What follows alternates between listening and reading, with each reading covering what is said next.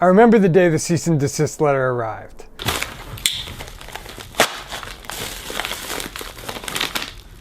I'd just gotten back from the NAMM convention in early spring of 2016. At first I thought it was a joke, but there it was in my inbox.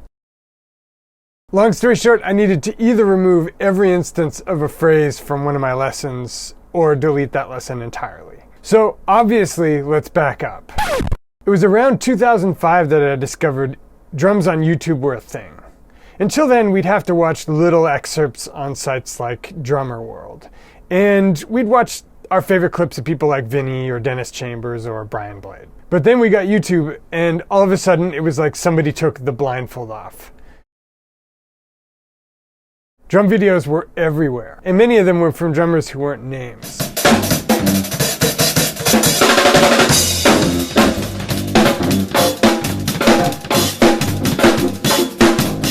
They were playing on gospel records, or in church, or touring with R&B acts. There was this thing called sheds.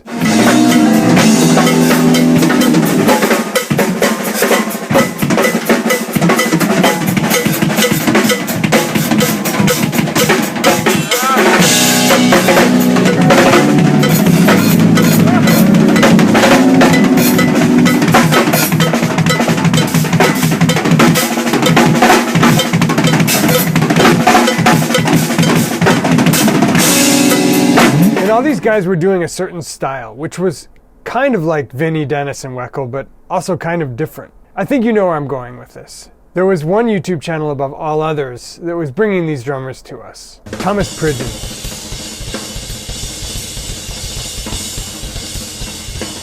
Tony Royster. Spanky.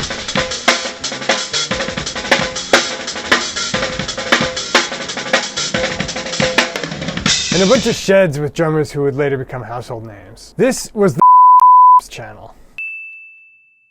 I'm changing the name because of the cease and desist letter. You don't have to tell me twice.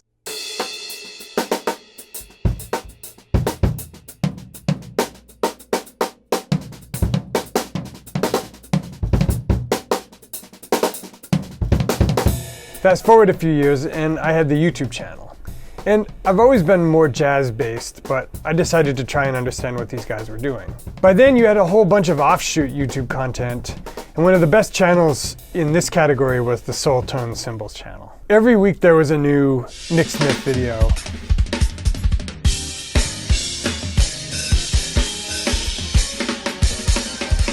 And there was even a series from Jaron Garnett called Building Blocks to Greetings, folks. Building blocks to That's what I'm talking about here today. I started making videos transcribing some of the drummers who were playing in this style. Nick, Tony Royster, Justin Tyson. And by the fall of 2015, I had a clinic to do in LA before the NAMM show, so I decided to try to wrap my head around the whole concept in a single lesson. I called it How to Hack. It's still one of the lessons I'm most proud of. What is the kind of essential thing that drummers like Chris Coleman and Aaron Spears are doing that makes them different than your normal sort of everyday rudiments? Oh, and I wasn't the only one. A lot of drummers started doing lessons around. So, is the name still relevant? I asked this rhetorically a few weeks ago in the comments to Rob Brown's excellent new video.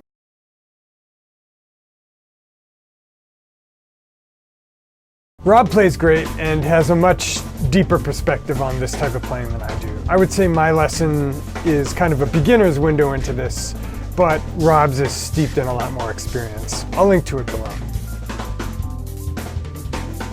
Anyway, let's get a little abstract. Have you heard the word eponym?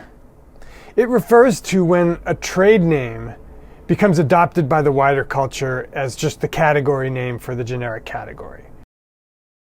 We don't say cellophane tape anymore, we say Scotch tape. Pop-Tarts instead of toaster pastries. Xerox something instead of photocopy it. As in, hey Bob, can you make me a photocopy of this sticky note? By the time I shot that lesson, was becoming eponymous, meaning it was becoming the name attributed to the generic category that encompassed any example of that style of playing. Here's the thing about eponyms. Their inventors loved them. In their wildest dreams, Xerox couldn't have imagined that everyone on Earth would use their company name when referring to a practically ubiquitous generic activity. It gets your name on the lips of everyone on Earth who thinks about the abstract category that you're associated with. But didn't see it that way. In 2016, after I got my cease and desist letter and posted about it publicly, a lot of other drummers came out of the woodwork and told me privately that they'd gone through the same situation. It was, to paraphrase its founder, not an eponym at all. It was the registered trademark of the company behind the channel, and only they wanted to be the ones allowed to use it. They were fighting their own eponym on intellectual property grounds. Fine, I said grudgingly, and changed the name of the lesson. Oh, I'm gonna go then! And I don't need any of this! I don't need this stuff! And I don't need you! I don't need anything except this! A lot of other content disappeared from YouTube entirely. You can't find the original Jaron Garnett videos anymore. Here's the thing about though. Even in early 2016, some drummers were already pushing back against the term. So I had the opportunity last week to meet the guy who's maybe inspired me more than anybody else this last year, Nick Smith. And Nick was pretty adamant that he didn't believe were a real thing. And later that year, Chris Coleman fired a shot across the bow. Honestly, it's just a title to something somebody saw and they didn't understand what it was. Honestly. And I have a lot of gospel friends who are totally feel disrespected by the term. I should say, in this time frame, released some excellent new videos and made public a lot of great videos like some of these 3-hour-long epic sheds which had previously been behind a paywall. So in 2019, is the phrase still relevant? And as we try to answer that question, I invite you to consider one possibility. And that possibility is that drums have evolved past it. Here are just a few things that have happened on the internet since that spring of 2016 when cracked down on the usage of their name. Snarky Puppy.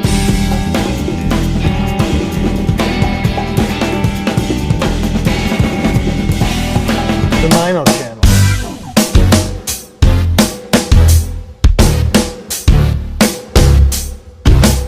VF Jams.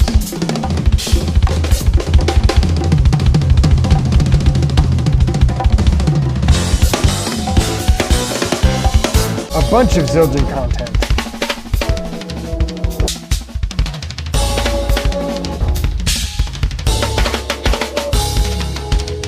The rise of Instagram drum stars.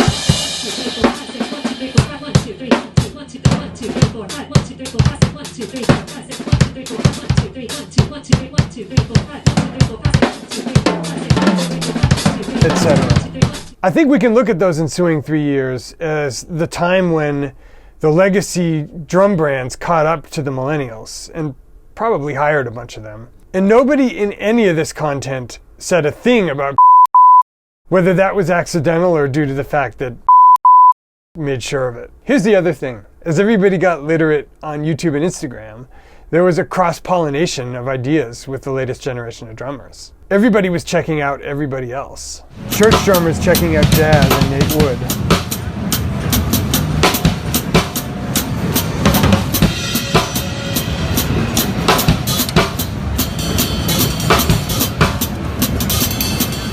Jazz drummers checking out gospel stuff.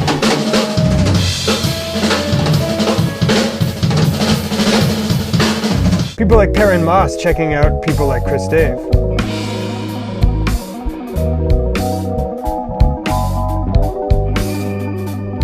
Now, more than ever, it's truly just drumming.